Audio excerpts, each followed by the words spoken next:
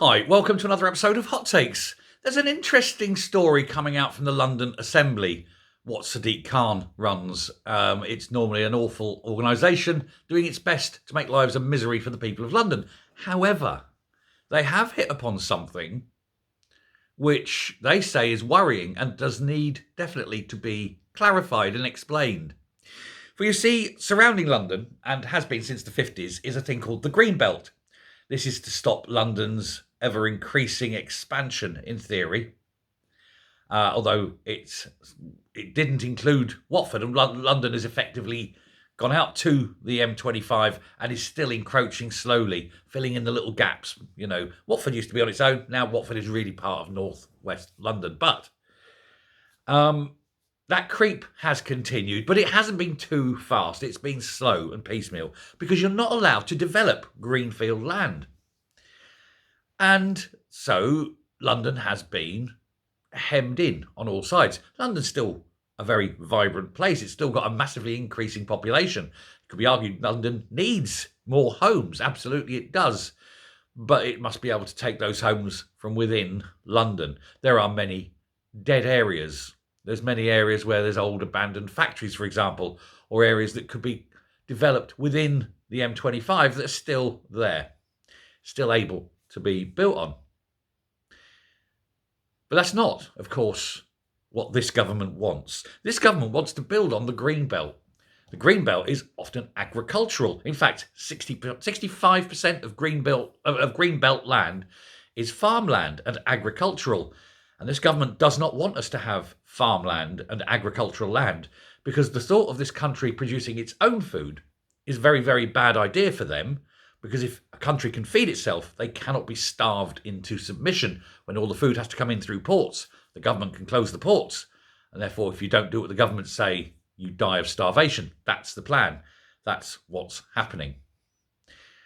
Sounds like conspiracy, doesn't it? Why do you think they're building all these big solar cell farms on agricultural land and not, say, on top of supermarkets or factories or places like that, places where there's already development, just put farms on top?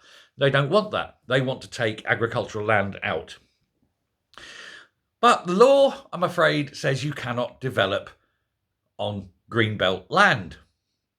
And the London Assembly has heard and has found out from whistleblowers and people within government that have let them know that there are plans afoot to alter the definition of Greenbelt land and reassign Greenbelt land that's close to London as Greybelt land.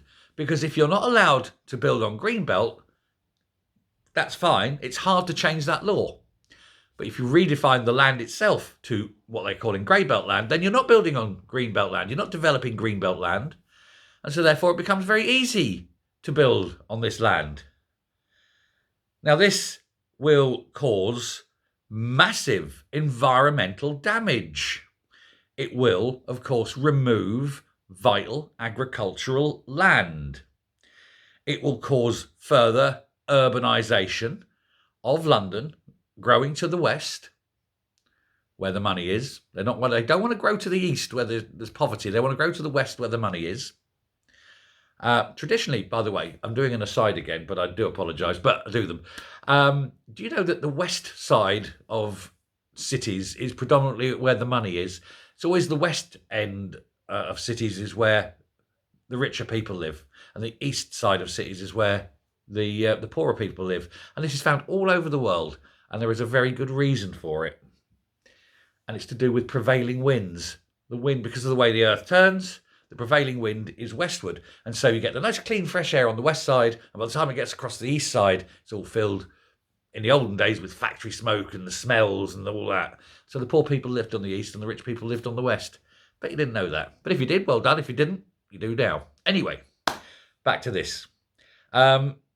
This assembly, the London Assembly, have heard this. They're now deeply worried about it. They don't want this land to be redeveloped. They don't want this land to be redesignated grey land. They don't want it to happen.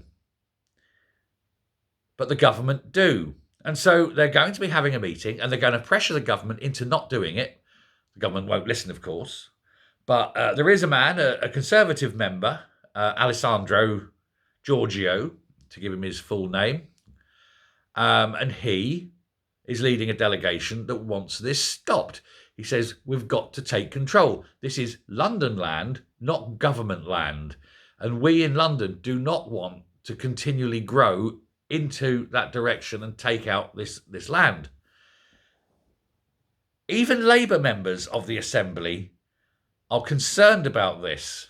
They don't want it to happen. So if you're getting Labour members of the London Assembly saying this has got to stop, and they're going to be talking to the Labour government, you have to wonder what deals might be done to swing it.